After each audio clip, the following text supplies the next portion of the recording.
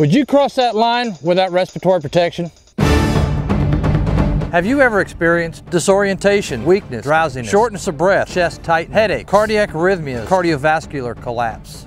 Don't be a statistic.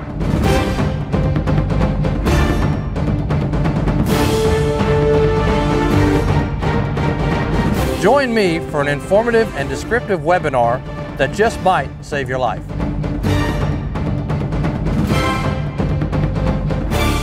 Be aware and use your air.